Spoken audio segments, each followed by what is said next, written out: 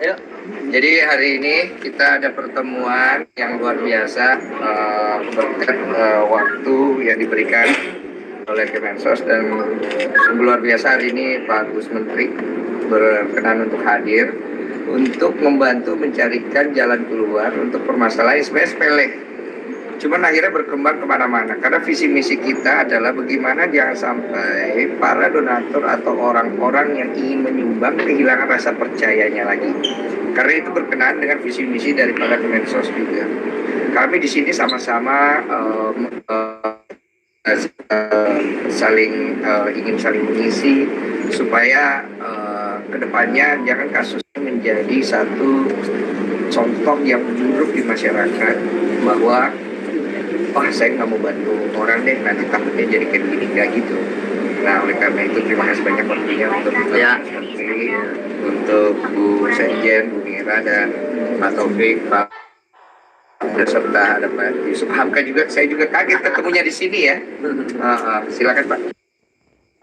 Saya terima kasih lah hari ini kedatangan tamu-tamu istimewa ya, Mas Densu, dan juga ada Mbak Novi dan teman-teman yang lain, Pak Yusuf Hamka. Saya dengan Pak Wamen menyambut baik ya upaya-upaya untuk tabayun, untuk saling mendengar, untuk saling mengklarifikasi.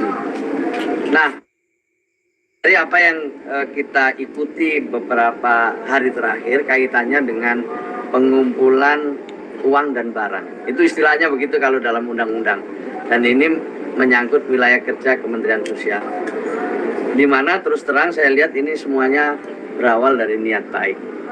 Semuanya ini berawal dari niat baik untuk membantu saudara yang lain yang membutuhkan bantuan kita. Tetapi karena satu dan lain hal kemudian menimbulkan kesalahpahaman. Nah, untuk itu saya ingin kembali kepada niat semula ini. Kita ingin kembali kepada niat semula untuk bisa saling membantu agar tidak menimbulkan kesalahpahaman di tengah-tengah masyarakat. Saya apresiasi Mas Densu ya, yang luar biasa menurut saya, kepedulian terhadap sesama. Mbak Novi dan yayasan juga sudah tahun 2020 berdiri sampai sekarang, isinya juga membantu orang terus. Tapi karena ini ada diawali dari mungkin kesalahpahaman, ketidakmengertian, kemudian menimbulkan satu diskusi di ruang publik yang kalau ini tidak didudukkan perkaranya bisa menimbulkan fitnah.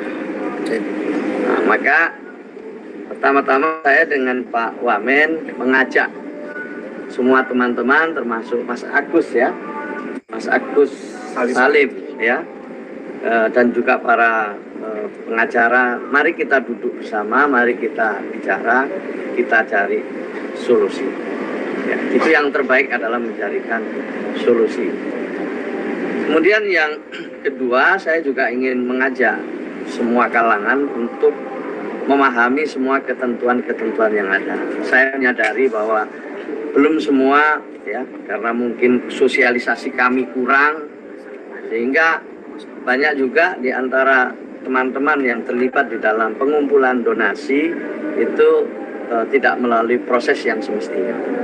Di antaranya itu adalah proses untuk meminta izin sesuai dengan perintah undang-undang lewat Kementerian Sosial. Itu kami sadari banyak yang belum tahu. Jadi kalau sekarang masih ada yang melakukan kegiatan-kegiatan itu belum mendapatkan izin, itu hal yang sangat kami maklumi. Nah, ke depan kita ingin ya, Mas Densu, Mbak Novi, bantu kami untuk ikut mensosialisasikan bahwa ini harus ada proses yang harus dilewati. Dan itu tidak sulit, itu mudah, dan bahkan kita bisa saling membantu, kita bisa saling menguatkan.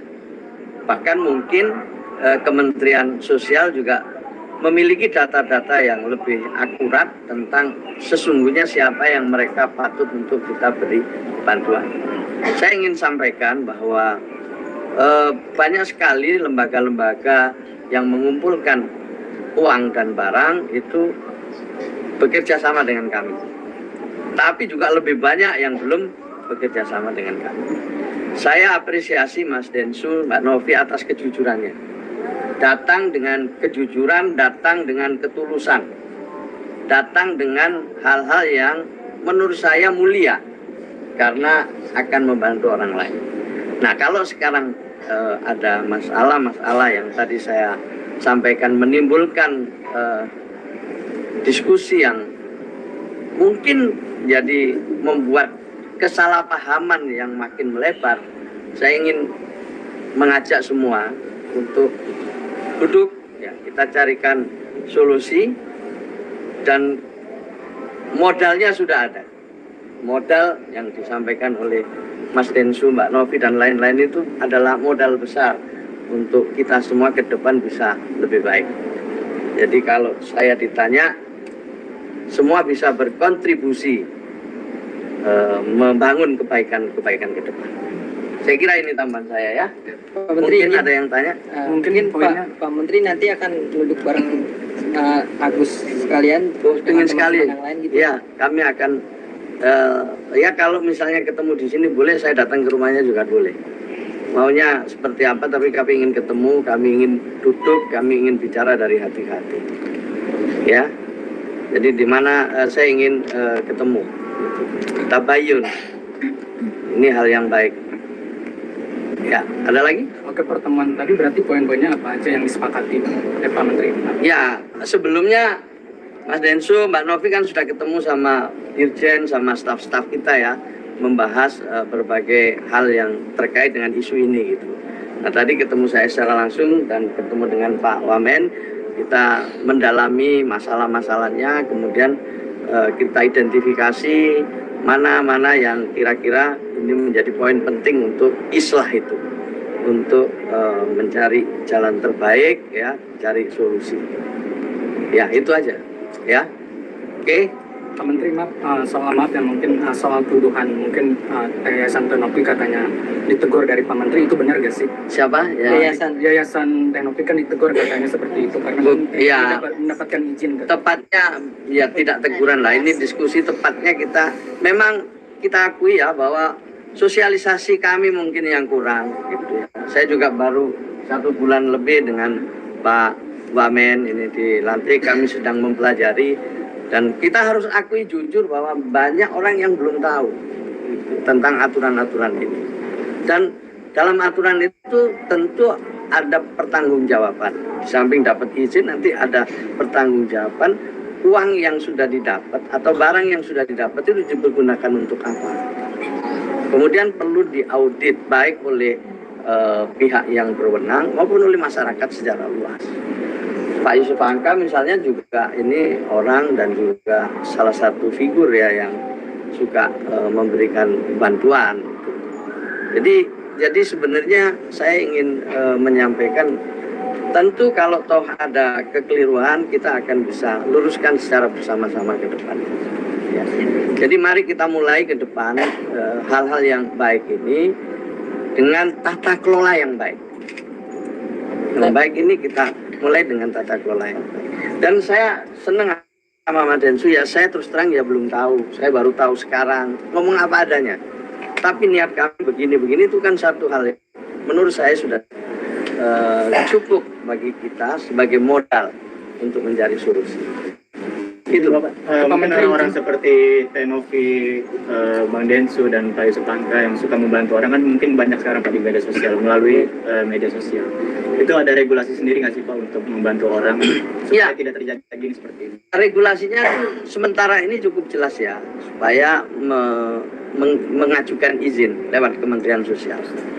Dan dengan izin itu kemudian pun boleh mengumpulkan barang dan orang dengan izin. Setelah itu ditunjukkan tata kelola yang baik, pertanggungjawabannya, dan kalau perlu memang publik bisa ikut mengaudit, apalagi sekarang dengan medsos seperti ini. Ya nanti Mas Densu juga bisa menyampaikan, ini saya sudah bisa bantu sekian, kemarin saya lewat podcast saya menyampaikan ini, dan sekarang sudah didapat sekian dari sekian banyak orang. Nah, uang yang sudah didapat ini diperuntukkan 1, 2, 3, 4. Apa yang bisa dilihat di situ kemudian adalah sudah digunakan berapa, sisanya masih berapa, dan kalau masyarakat masih ingin menambah silakan. Dan dengan begitu insya Allah kepercayaan itu akan tumbuh. Bukan kesalahpahaman, tapi kepercayaan akan tumbuh. Orang yang dibantu juga ngerti gitu. Nggak kemudian yang dibantu ini mimpinya macam-macam. Kalau orang itu nggak sadar, malah mimpi, malah nanti tidak tepat sasaran. Untuk donasi Agus Salim sendiri memang sudah sesuai prosedur atau gimana sih? Ya, saya belum bisa, saya harus pelajari dulu. Ya, jadi yang penting kan ada niat baik ini mau bantu. Sebenarnya yang paling utama itu Mas Agus ini sembuh dulu. Jangan masuk dalam kontroversi ini terlalu lama ya. Itu sembuh dulu. Yang ini ya satu soal harus diislahkan ya. Tapi yang penting ini berobat ini penting.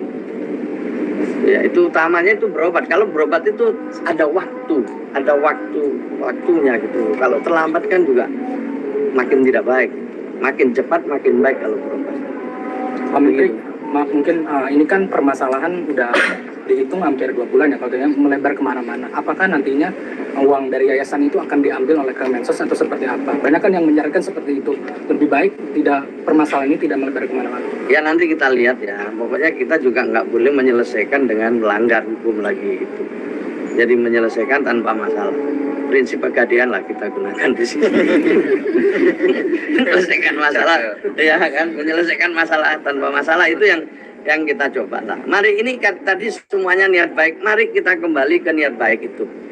Kalau semuanya kembali ke niat baik, insya Allah tidak ada yang tidak bisa dicarikan solusi. Ya, intinya itu ya. Izin Pak, terkait donasi lagi Pak. Ini kan tujuannya untuk pengobatan Agus ya Pak, Ya. dikumpulkan oleh Tenovi dan juga Bang Densu. Nah, seandainya dari pihak Agus yang menggunakan untuk hal lain, apakah itu termasuk penyelewengan atau gimana?